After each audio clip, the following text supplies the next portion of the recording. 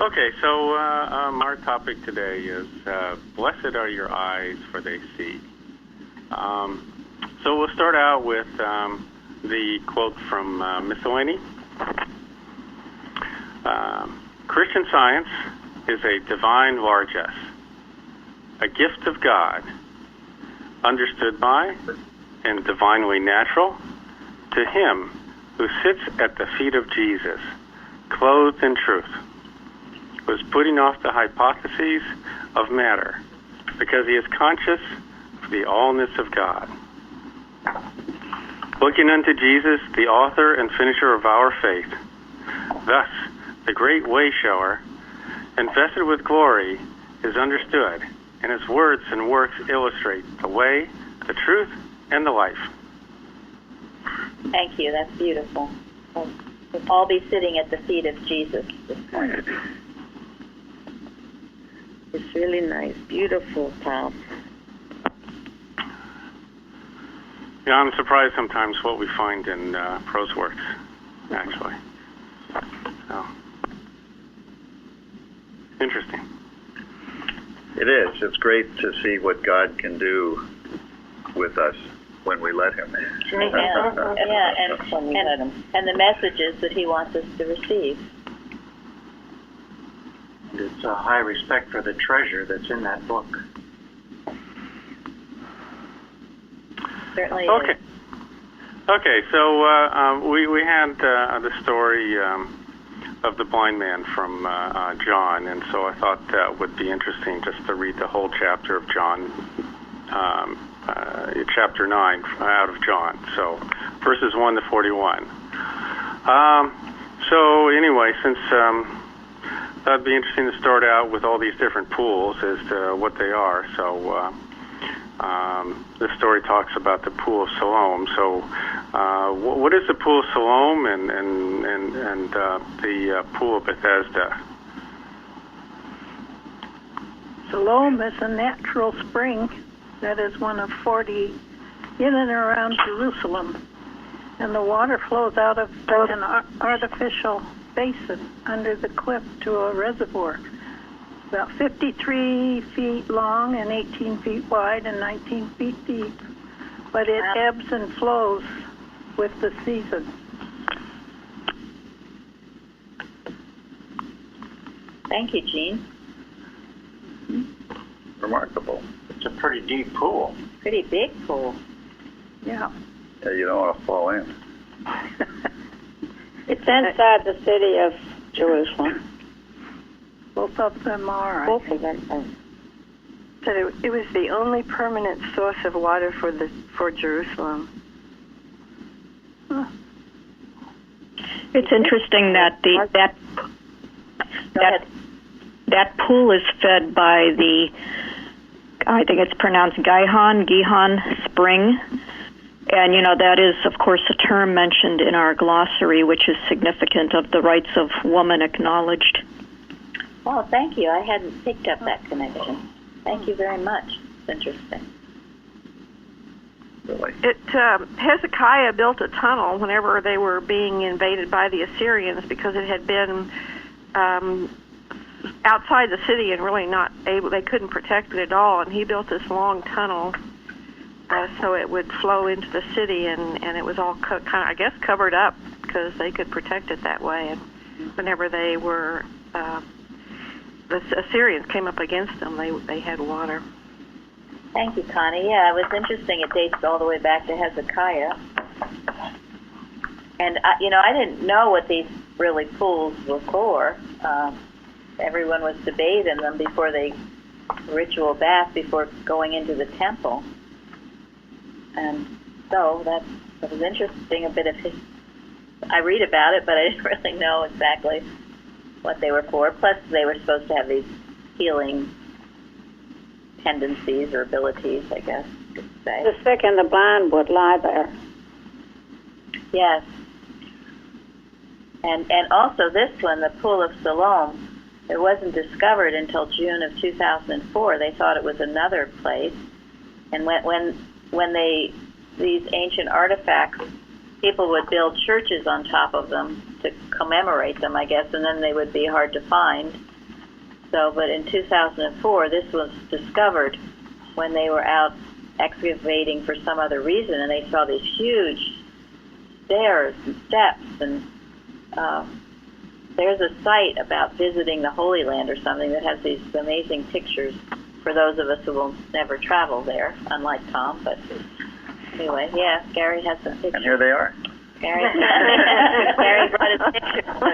No, it's amazing how big it was. It's very interesting, and of course that word, Pool of Siloam, means sent. Here we go with that word sent again. Gosh, So you said can you hear me? Yes. Okay, so you said in June of 2004 they discovered Siloam and they thought Siloam was somewhere else? Right, they thought it was somewhere else. Oh, really? Okay, so everything I think I know about Siloam is incorrect because I was there in 2000 to the Pool of Siloam. Okay, that's interesting. I'll have to look that up. Who is this? This is Lori from Connecticut.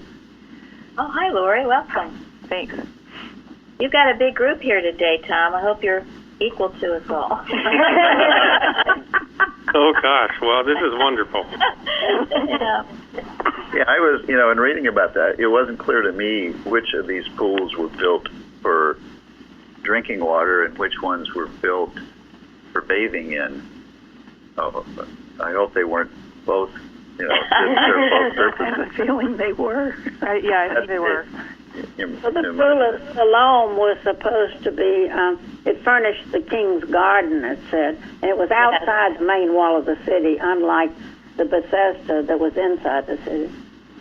Yeah, and there was this long tunnel, underground tunnel, that enabled them to get to it, which was kind of interesting. And then there was this ritual to bathe in one of these pools before entering the temple, and apparently, once a year when everybody would come to Jerusalem for the Passover, Yeah. they would all bathe, and originally there weren't enough pools for everybody to bathe in, so they built more pools. I guess Herod built more pools. Yeah, I guess thousands of pilgrims came. I hope they all knew how to swim if it was 19 feet deep. Pretty deep. But apparently it was, to bathe in the pool was a cleansing, it was kind of a baptismal kind of thing. It was a cleansing ritual. So there was a religious significance to bathing, in the Pool of Siloam. I read the first mention of it was in Isaiah 8:6, and he called it the waters of Shiloh. And I think Shiloh has a lot to do with healing. Well, thank you. And Bethesda had two pools, right? There was an upper pool and a lower pool, and the upper pool was for people, and the lower pool was for sheep. And they would bathe, they would clean the sheep in the lower pool before offering them as a sacrifice. Wow. I didn't read that. And also it's interesting because no one could think that a pool would have 5 sides and porticos and stuff, and yet when they discovered it in the late 19th century, it did. There was there were 2, and there was a wall between the 2, a rectangular pool with 2 basins separated by a wall, so it had 5 sides. Uh-huh. Well, the Pool of Bethesda was, like, the Romans kind of took it over. They said one of the pools was sacred to the goddess of fortune, and it was originally outside the walls, which the Jews, they wouldn't have anything pagan inside the walls, but Herod extended the walls, so it became inside the walls, and I guess by that time, maybe the Jews didn't care that much. That's interesting. Oh, What I read, Go ahead. Go ahead. I read something really interesting about the Pool of Bethesda, kind of distinguishing it from the Pool of Siloam. It said it may have been built by Simeon, a high priest, around 200 BC, and that there are several snake figures excavated in the pool, or maybe one of the pools, and that it was dedicated to the ancient Greek god Asclepion, or I can't pronounce that. Yes. Yes, who was the god of medicine and healing, worshipped by the Romans. So this particular commentary questioned whether it was possible that the blind, lame, and paralyzed were not waiting for the God of Israel to heal them, but rather for this Greek god to heal them, which I thought was interesting. I didn't see that anywhere else. I did. Yeah. I came across that. Where too, did you read that? Sure That's where. really interesting. I Googled those two pools. It didn't come up under a Bible commentary. It was just an article that was online about it. That's probably Wikipedia. Yeah, it might have been. I did read that too about that. Yeah, I saw that. Yeah. So. And that god Asclepius, I think he's also the god of God. That's the one that the doctors make their whatever you call it, the Hippocratic Oath. Oh. No, Hippocrates has the Hippocratic Oath. Right, but Asclepius is a god. They pledged to do something or other with the god Asclepius. Oh, okay. Yeah. Okay. So that's a fascinating discussion about the pools. So getting into our story, can someone tell us about how the Pharisees treated the blind man? I had one other thing about the pool of Bethesda before we go there. I discovered this week the Lamsa Bible. Has anybody else ever heard of the Lamsa Bible? What? Lamsa. He was a Lebanese guy, and he, I guess, grew up speaking Aramaic, which I thought was a dead tongue. We talked about him, seems like several months ago. Someone had read some of I don't his. remember I've heard of that. I haven't ever seen it. And he says that the Bethesda was seen as a place of disgrace. It's either a place of mercy or a place of disgrace in the Aramaic, because the invalids were there, and invalids to the Jews or sick people, it was because they had sinned. Either their parents had sinned or they had sinned, or even a baby could sin in the womb. So it was really disgraceful to be an invalid, which kind of goes into the next question. Thank you. Sounds like the Christian Science culture, doesn't it? Exactly. Yeah. I was just thinking that. Perversion of whatever is right, yeah. Sharon wanted to say was a house of mercy or a house of grace. Disgrace due to the presence of invalids, and grace due to the granting of healing. Right. So it had a double meaning. Of course, the disciples asked Jesus, who sinned since this man was born blind? Yeah, that was the disciples, not the Pharisees. That was the belief, at the time. I also read, and I haven't seen this anywhere else, that they believed in a kind of reincarnation, and that they talked about Jesus being Elijah returned or whatever. So maybe they did. And so if you were sick or disfigured, it was because of some sin you had done in a previous life. I don't know if that's true. Well, there are a lot of weird beliefs going on, and they exist today, don't they? Well, yeah. Yes. I never knew the Jews were involved, though. But it's also a tendency of the human mind to want to find a cause for something that has no cause. Evil has no cause. It's mortal mind that would like to assign one to it. Perfect. And this other thing about this pool having the grace and disgrace meaning, it's like, abandoning your one good God and going to another God. This is the outcome of that. They wanted to go to the Greek god Asclepius instead of the one true God. So what's the result of that?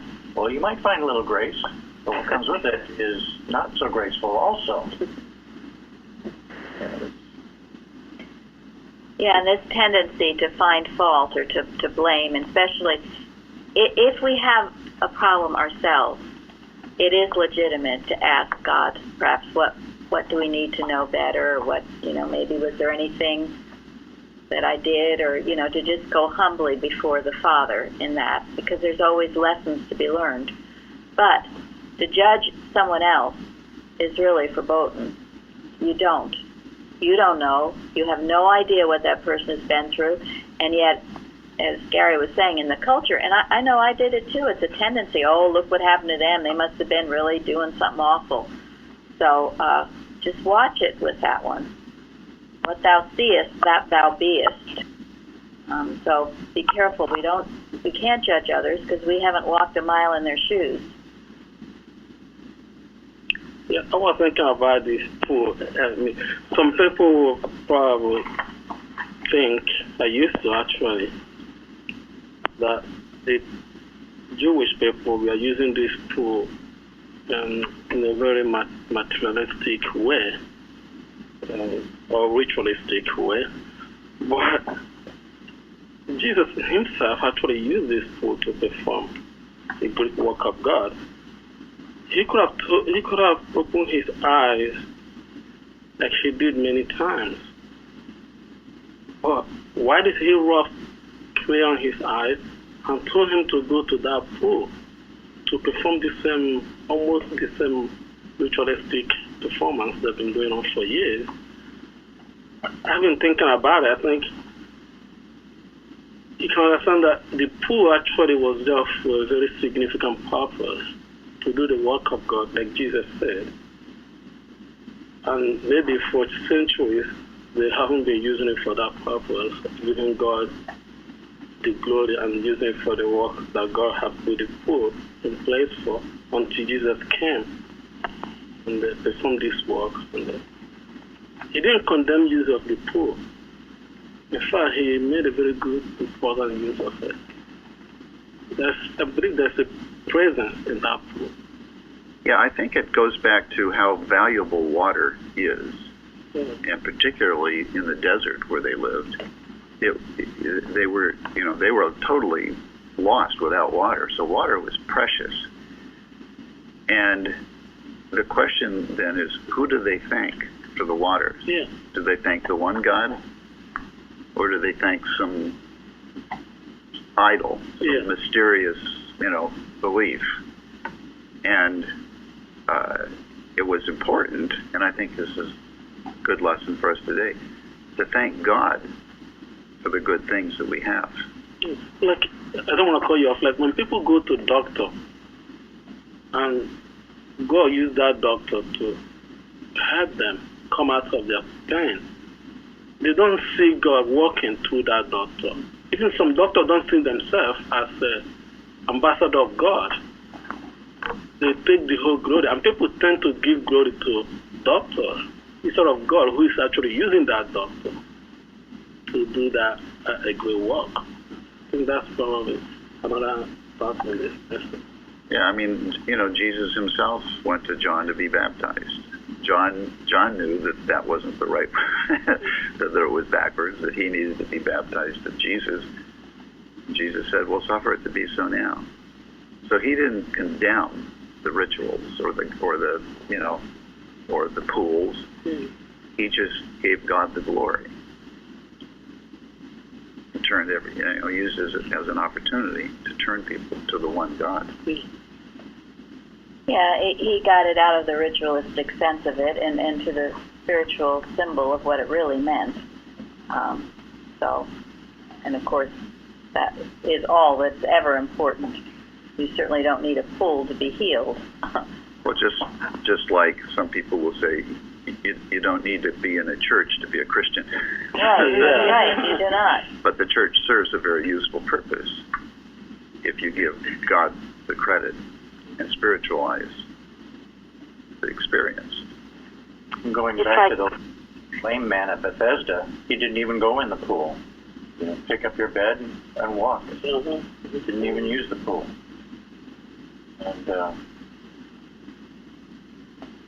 And the idea of Jesus telling him, to rise and go into the pool. In many instances with Jesus' healing, the person is told to do something, and it shows obedience to do it. It shows humility and obedience. And that's true in the practice when helping people. Very often there's something required of that person. and that person must have the obedience and the humility to do whatever it is. And if they don't, if there's a pride that doesn't allow itself to do it, then it will block the healing. And what is that story in the Old Testament of the man who was told to go wash in the River Jordan? Naaman, right? The leper. Naaman, leper, yes. And he refused, didn't he? He went into a rage. And so he wasn't healed until he had the humility, and his little maid came to him and said, you need to listen to this man's a prophet. And when he did it, he was healed. So, and it's interesting to me, Jesus almost every time would tell them to do something, show their obedience, show their humility. So are we even answering your question, Tom? How are we doing, Tom? Tom wants to go to question 2. Well, can we talk just one moment about Jesus' use of the clay on the man's eyes? Because I've heard a variety of things among Christian scientists about their thoughts on why he did that. Does it matter? But sure. I'm sorry, I don't mean to be. Sure. What was that? What was that question again, Tom? That may be question number 4, but sure. Why he used the clay? Oh, I read that it was kind of a popular thing, that it was a belief that spit mixed with clay was a healing thing for eyes in those days to the Jews. And would that be the reason Jesus used it? Well, it would have to have some meaning. Mm-hmm. I think Jesus. So maybe it was like a placebo. Maybe it was the way to open the blind man's thought to the possibility of healing. Yeah, here's my thought. Even if the spit in the soil was made mud or clay or whatever, even if that did have a healing property in that culture, or even still today, it would not have cured a man born blind. And that's the thing that they were talking about later on in this story, where we've never seen a man born blind healed of his blindness. And so even if, as some critics of Christianity in general say that, Jesus learned all these healing arts somewhere else, and even if he was doing that, it would not have healed a man born blind. So, well, we know that it wasn't the clay and the spit that healed him. We know. Yeah, that. I know. And I know all you know. and Jesus knew it also. Right. And I don't think because he was born blind that his healing would have been difficult for Jesus, because he did many things more difficult than that. I mean, he raised the dead. So somebody who was there for 4 days, he raised him up. So somebody who was born blind is probably one of the easiest things he would have done. But I think that's more. Only God knows why he did that. We can only imagine. Yeah, that's right. It's speculation. Why did you ask the question, Sana? Do you have an answer? Well, because it has always come to me that everything Jesus did was significant, and there was always a spiritual reason behind it. And what has always occurred to me about this was that he was spitting on the ground. I think he was spitting on that belief of life in matter, covering the material sense of eyes with that false belief of life in matter, and asking him to wash himself clean of all of that matter was not the source of his vision. And I think it was a total contempt for the material belief of life in matter. And that spitting up, I thought was significant of that. That's always what's come to me about that. I think that's that's a good way to think about it. Good, Sana. Thank you. Yeah. That's a good way to say spitting on the material ways and means.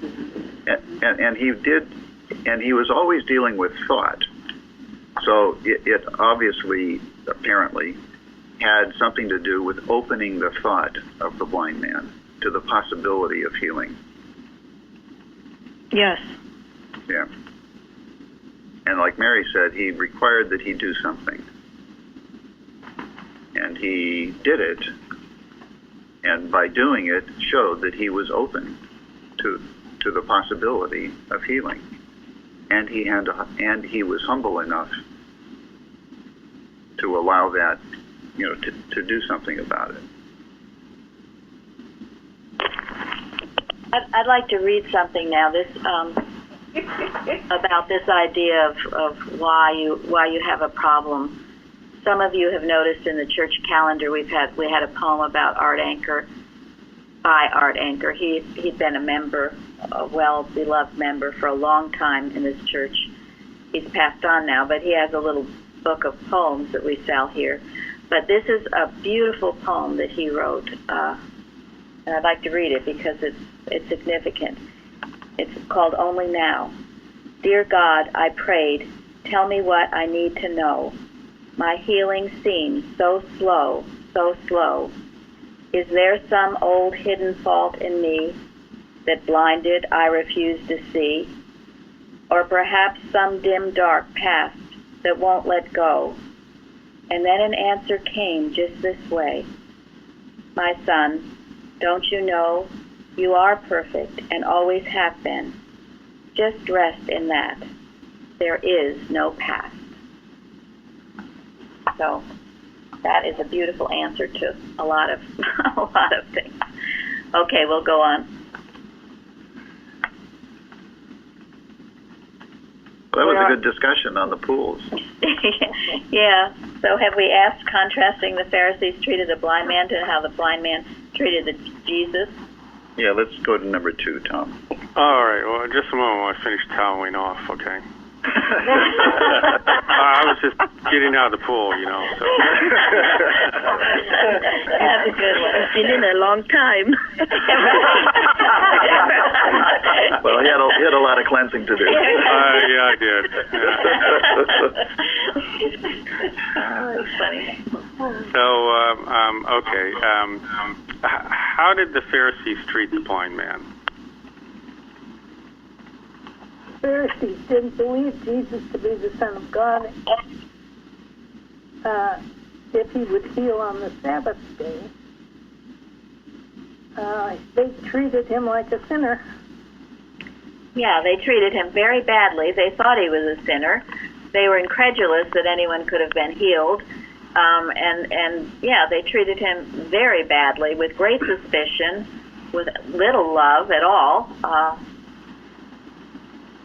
And very closed-minded as well. They were threatened because something happened that they couldn't explain or control. And they were supposed to be authorities. They tried to manipulate him. Who is that trying to talk? Craig? Oh, they did try to manipulate him to denounce Jesus. Yes, they certainly did. They even brought his parents. Right. Well, they didn't even believe. They didn't want to believe that he had been blind and received his sight. They didn't believe it. Right. That's a really interesting thought about manipulation. I mean, how is that? How can that be useful to us now? Well, they had a preconceived set of beliefs. I think it goes back to the idea that if Jesus could heal, that would completely undo everything that they had said that they were. So he as a threat had to go. Yes. Yeah.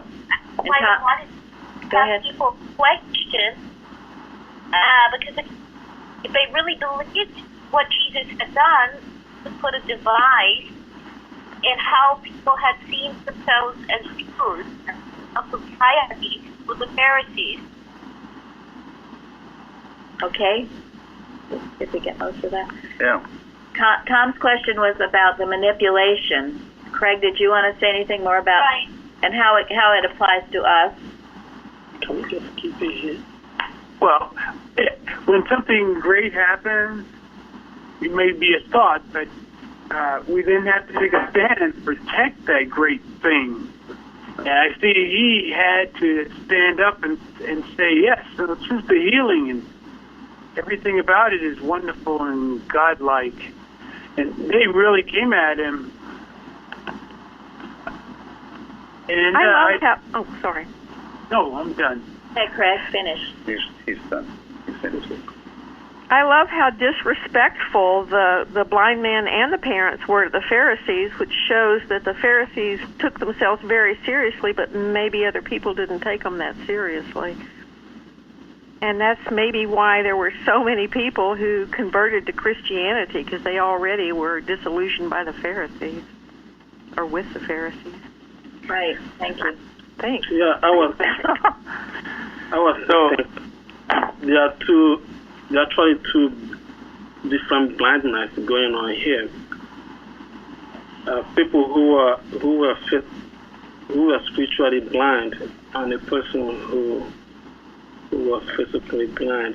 He was physically blind, but he was actually spiritually aware of who Jesus is.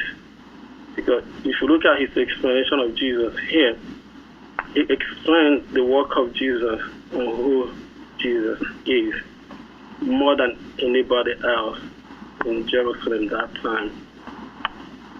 To me, he explained Jesus like he knew him very well. He didn't explain Jesus and his work as somebody who was blind, which means he wasn't actually blind, but to the physical senses he was. People who are blind here are the Pharisees because they failed to see Jesus who he is. You know, he's been with them for years. They performed a lot of miracles in front of them. Many of their family members received his miracles, yet they didn't see who he is. But somebody who was born blind saw completely who Jesus was and explained to him in the perfect way. And you cannot change that. That's great. Thank you, Benjamin. Good point. Jeremy's been trying to say something. Oh, I just was thinking about the Pharisees walking by all these invalids, you know, as they get older and they go through their training, and I think they just learn to see these people as subhuman, and they just see that, oh, it must be their fault that they're not getting healed. So the fact that somebody else came along and healed them must have been just way too much to deal with. Yeah. So. Yeah. Yeah, I mean, it threatened the very, basis of their thought process. I mean, it was a huge threat to them. I mean, everything that they learned to believe, their job was in jeopardy. And to get back to Craig's point, and how this can apply to us, or Tom's question with manipulation, if something wonderful has happened to you, you do need to protect it. If you go out and spew it immediately to mortal mind, they probably will poo-poo it and say, oh, that didn't really happen, or it would have happened anyway, or whatever. And this is called protecting your demonstration. This doesn't mean, however, because many people think this is what it means, that at some point you shouldn't give a testimony about it. After you've done it, it's sure in your mind the healing has taken place and you're convinced, you do give a testimony. And in that case, you're talking, for the most part, to people who understand the healing power of God, but or who are at least open to the idea of it. So this would be the manipulation, though, to get you to second doubt or to doubt your healing. Of course, with this blind man, it was impossible. He didn't doubt. He knew, and we all should know. If you know it, nothing can be taken from you because you have the understanding. And I think sometimes because of our own, not being so convinced about the power, you got a healing and it's like, oh, really? Am I really healed? That kind of thing. Doubting it, and then at times it might come as, oh, well, I would have been healed anyway, and not just the manipulation, not to give the glory, absolute glory, to God for that healing. Thank you. Those are such good points. There are some people, they doubt, and so they keep expecting the thing to return, and lo and behold, it does. So, but that's belief. That's a belief. You weren't really healed. If you were really healed, you would be transformed and changed, and you would know that whatever that problem was not the truth. It never touched you or anyone. Therefore, how it could No way could it return. Just as that poem I read. It's this understanding. Otherwise, you're just liable to be doubtful, continually doubtful. Cast that doubtful thought out. A double-minded man is unstable in all its ways. Argue on the right side, don't go back and forth. Kick the error out, and you will find, as in this case, you are whole, you are well, you are healed. Okay, Tom. Okay, so the second part of this is how did the blind man treat Jesus?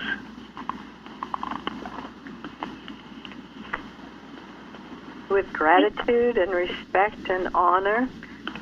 From the beginning, he replied to them, he is a prophet. I mean, he believed in his transformation himself completely. I read that he also asked the Pharisees if they wanted to be disciples. I thought that was amazing. Yeah, that's true.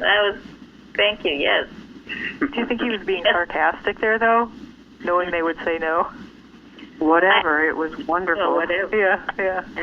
Yeah, I didn't take it that way. I think he was so convinced that he, but who knows? There again, this speculation, I guess. Yeah, he had obviously great respect and reverence for this man who healed him, and was totally open to the fact that he was a prophet, something very special. Certainly not a sinner, because a sinner couldn't do that healing work. You know, it seemed a lot like the quote from Mussolini for today, sitting at the feet of Jesus. Yes. And this today, this is your test. If you have doubts about who's who and what's what, by their fruits ye shall judge them. Is there healing going on? Are people being transformed? Not to be tricked by error to think, oh, this or that, but this is always the acid test. How much healing is going on? That's the proof that a person really understands the science, is in the healing work. I liked the part. Oh, go ahead. Go ahead. Go ahead. No, go ahead. I was just going to say I liked the part of the story where they cast the blind men out after all this, and Jesus went and found him and connected with him again. Yes, the Good Shepherd. Yeah, and I don't, just to answer a previous question, I don't think he was being sarcastic when he suggested to the Pharisees that they become disciples. Oh, really? Okay. He could see the blindness of their belief. He could see how depraved they were. He could see it because he was spiritually awake. As Benjamin brought out. So he saw the depravity of their thought, and he was genuinely suggesting that they improve their thought by becoming a true disciple. Yeah, I think there had to have been a little bit of fear or respect, not to be sarcastic to them, but there again, as I said, it could be we're speculating as to it. Don't well, you this. that a blind listening to Jesus would get from Jesus the strength of his love and know that he was better than the Pharisees who were doing nothing but talking him down? Yes. Yeah, it was very clear to him what was right and what was wrong. Yeah. He knew what healed him, that it was the Christ truth. Right, and he knew that, and he didn't flinch. Right, and he went around and told people, and he offered it to the Pharisees. Yeah. It was such a dramatic healing. This is a... Yes. Yes, and a receptive, humble thought is also guileless. It's open.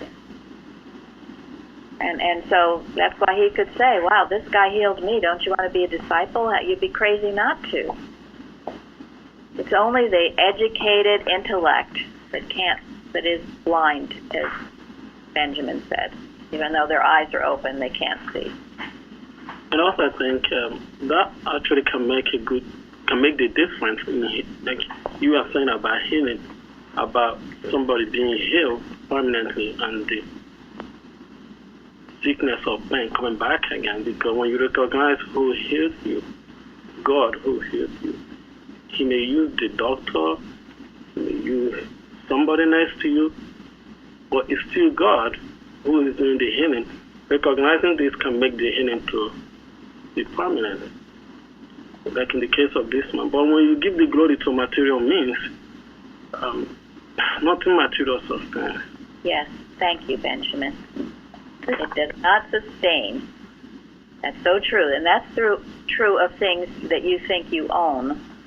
First of all, God owns everything. But if you think that you just got it somehow humanly, you will lose it. The only way anything is permanent is to see God behind it. That includes everything in your life. Everything. You always put it back to God and thank God for it. What comes to mind with this man, how he glorified Jesus in spite of the Pharisees' presence, is the woman at the well, the Samaritan woman, who didn't care either when Jesus, told her what he did, went and told everybody. They were people who objected to Jesus Christ, and yet she didn't care either. And the same Spirit moved this man. When you see something so great, who cares? It doesn't matter. I will say it anyway. So. You sound like you're starting to answer our next question. So, tell us about the courage of the blind man compared to the courage of his parents. That was a beautiful answer, Florence. And again, all these stories, we apply it to ourselves. Are we willing to speak out courageously for the truth? Or are we timid? Are we afraid of being excommunicated, God forbid? And all the great workers and healers in science were excommunicated. And I will say excommunicated, too. Maybe some did leave, but most of them were excommunicated. For what? For healing, for speaking out courageously. The human mind never likes that. Our church was excommunicated for not failing to give 100% support to the BOD. We wanted to work within the church. We were excommunicated. We were given a choice to obey God or to obey those people, and we chose to obey God. So make sure you individually and perhaps collectively have that courage to speak up and not be afraid, as his parents were.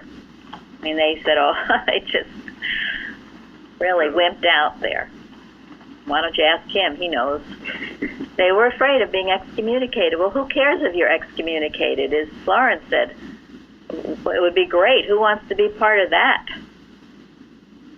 I thought after that they still were excommunicated too to their sons. So, they were? After that they still excommunicated them. Yeah. Even their denial of Christ did not save them. So why not?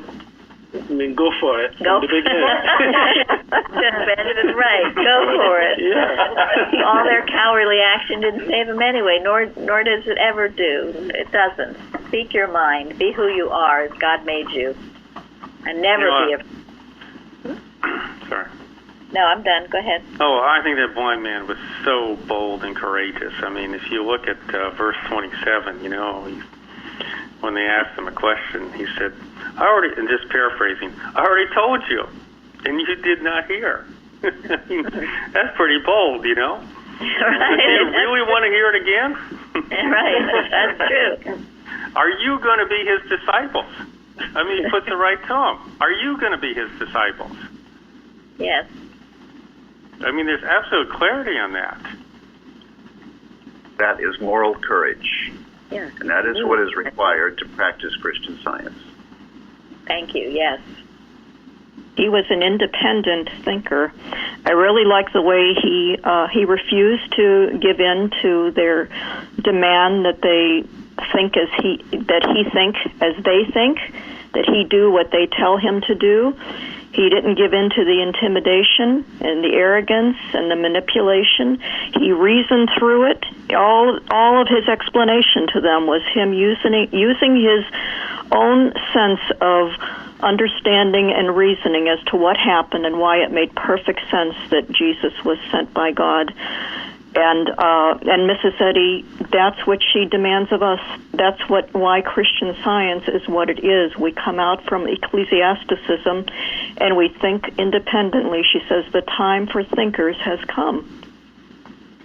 Thank you, Sana. Exactly. Wonderful. Very good. It's up to each one of us to be this independent thinker. Yeah. Well, I just want to bring this out because I think it's just fascinating. But the parents, when you read what they say, doesn't seem like they said anything that was wrong, or they lied, or anything like that. There doesn't seem to be sort of an integrity thing here. They answer factually.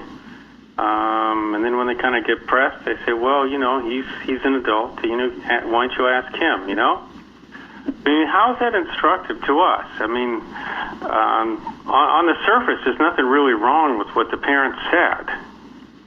It's the bland denial of truth. Bingo. And they were fearful.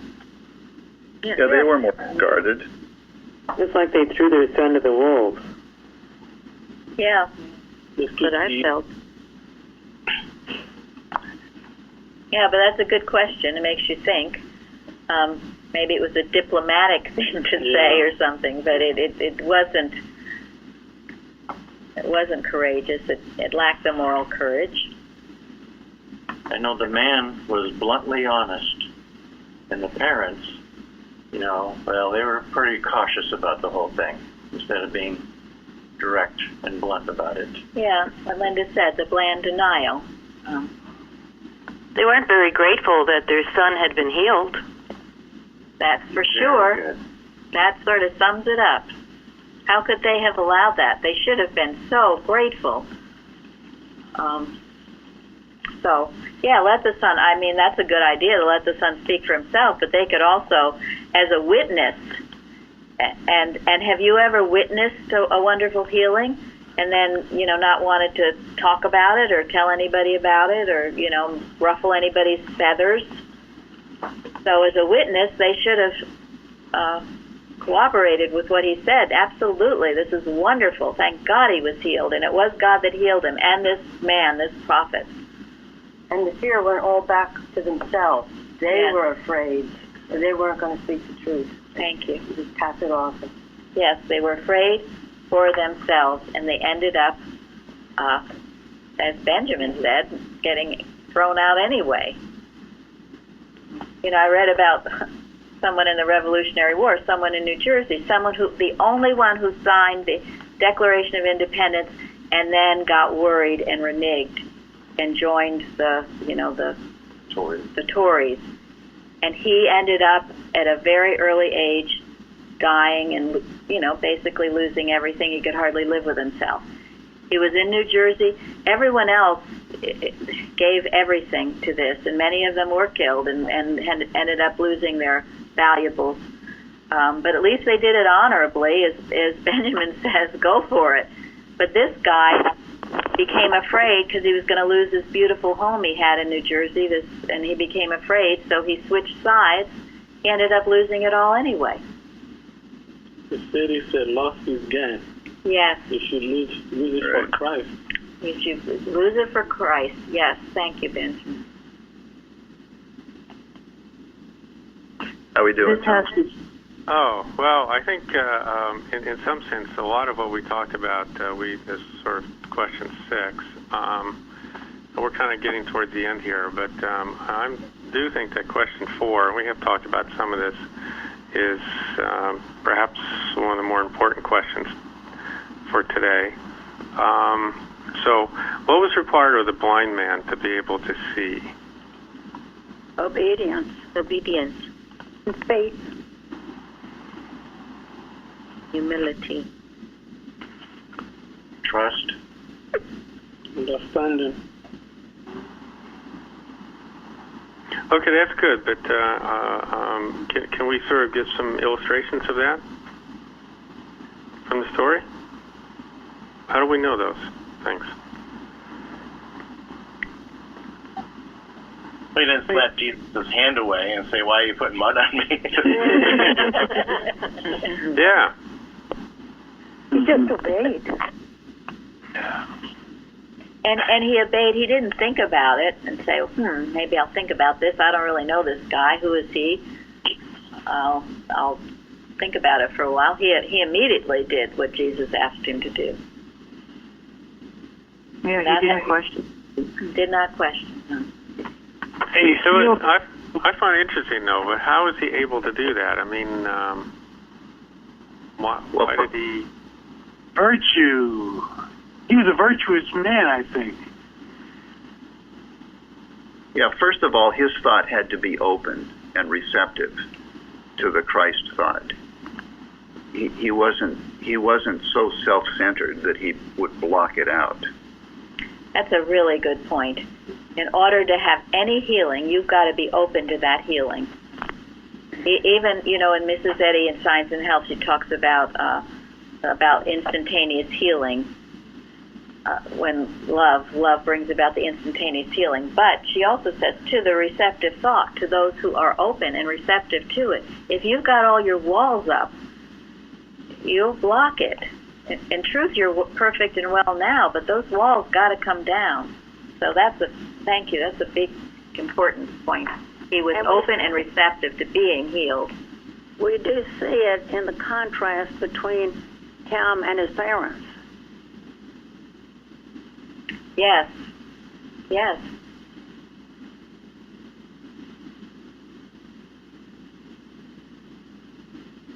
And somebody once said Jesus didn't heal everybody. Well, that's in the those Bible. days. It's not somebody once said. No, but there were invalids, there were sick people who didn't go to Jesus, who didn't get healed. Their thought wasn't ready, wasn't open. Do you think maybe he was aware of his need, feeling broken? Yes. And he was a humble man. As Craig said, he was a virtuous person. In the right but sense. Linda's point too, he was broken. He was ready. He was broken. It doesn't actually say any of that in here. I don't know where you're getting that bit, but it seems that Jesus passed by and he saw a man which was born blind, and the disciples asked him, "Master, who sinned, this man or his parents?" And Jesus then gives a speech about his own, the nothingness of sin and the glory of God, and that Jesus will do the works. So it seems to me that this man didn't have to do anything other than do what Jesus told him to do, which is go and wash.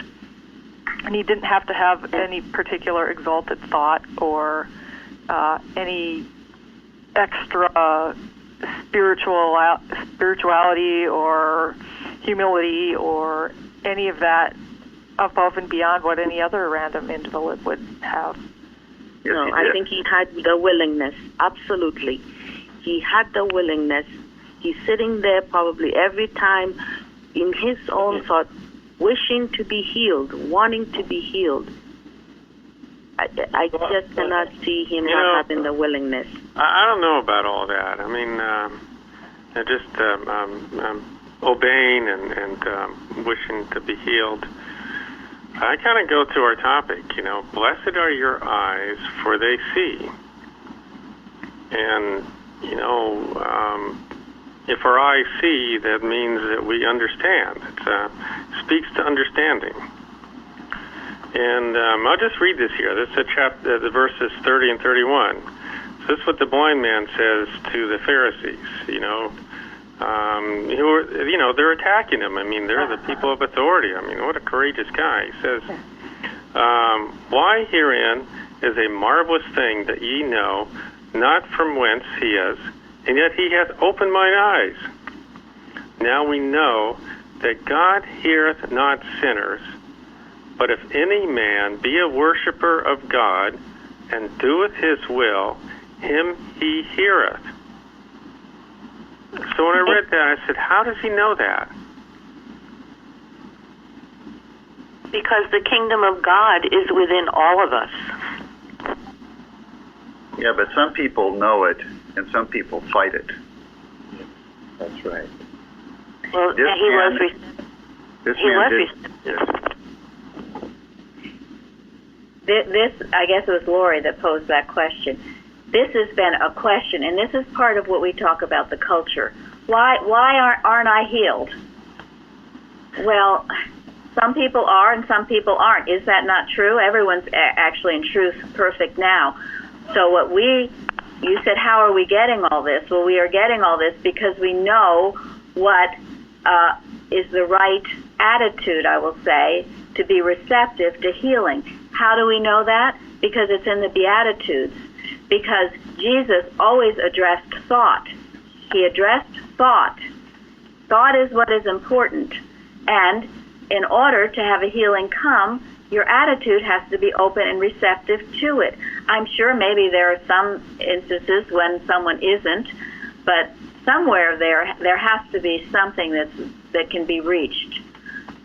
This is an important point that we've learned here, and we've learned it through blood, sweat, and tears, and from our own experiences.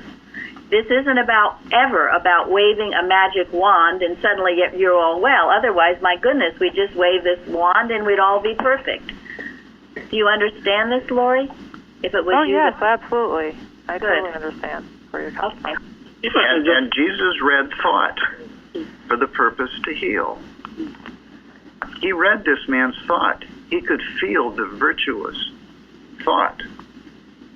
Yes. If I can just say two things. There was just many incidents like that, but these two stand out for me. There was one incident when Jesus was passing by. The Bible said that he passed by a blind man, another blind man. He didn't stop, based on my understanding. I think he walked past him. But this blind man senses that it was Jesus that was passing. I think, it may not be exact, let me just summarize the story. I believe he asked people. They told him it was Jesus. But he had a sense who Jesus was. He has never seen because he was blind. But he started calling him Jesus, Son of David. Heal me, help me. And he continued to call until Jesus stopped. Even the Bible said that crowd wanted to push him away, but he continued to walk his way, even though he was blind. He fought for it, and to the point that Jesus has to stop, and came back to him and healed him. Then he continued to follow him. Another instance was the short man. What is his name? The tax collector who went to Zacchaeus. Yeah, Zacchaeus went to a tree, and Jesus was walking by in his town. He knew Jesus was coming. He prepared his thought to meet Jesus that day. Even though he was very small, it could have been very difficult for him to meet Jesus because of his size, that he had to climb to a tree. But Jesus saw him, saw his thought, because he walked for it. And Jesus healed him of his sinful ways, because he was somebody who was living a very radical life. But from that moment, his life changed. But he didn't just grab the healing, he walked for it to the point he has to climb to a tree to be able to see Jesus. That faith was what connected him with Jesus, and he was able to heal him. I don't think anybody can receive healing without having to work something. It's like 50-50. And Jesus, the desire to be healed. And Jesus could feel it. He could feel who was and who wasn't. He knew. He could read their thought, of course. So he knew.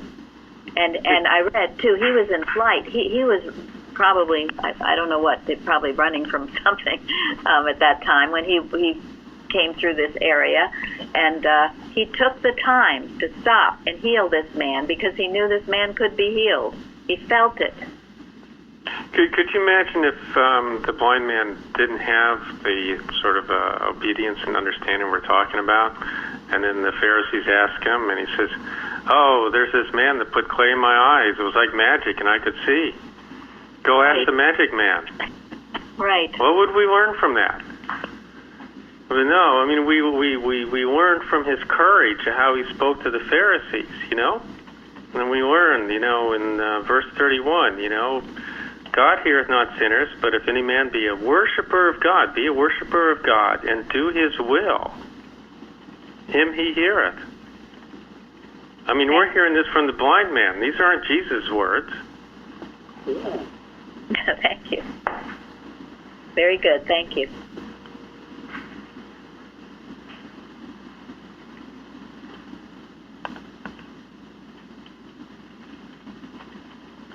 Shall we? Is there anything more? We have answered a lot of the questions as we've moved. Oh, I think we did. I think, yeah. I mean, I tell you, I think it's fascinating how we're learning from, like I just spoke about, from things that the blind man said. You know, it isn't all that the only thing of value is what Jesus said. We learn so much from so many good people in the Bible, and that's one of the things I think is so wonderful about this story. And it speaks to how we can be as individuals. Yes. And that's the purpose of this time, is to do that, to take it into our own hearts and have it change our lives. You know, one aspect of this story was when Jesus said, "I must work the works of him that sent me while it is day. The night cometh when no man can work." That applies to us now. We must do these works. We have a cause and a mission to bring forth. I've told many people we can change the course of history in doing this work together in unity, to have this understanding of what God is and what he does for man. How long we are going to have this, I don't know. If we don't do it, the night will come. So that's why there's an urgency here to do this work, and not just do it, but to do it well. And this certainly brought this story alive today, Tom. Thank you so much for that. Yes, thank you. Thank you very much. Thank you all for your comments. Wonderful really, answers, really good discussion. Thank you all very much. I'm going to go jump back in the pool now.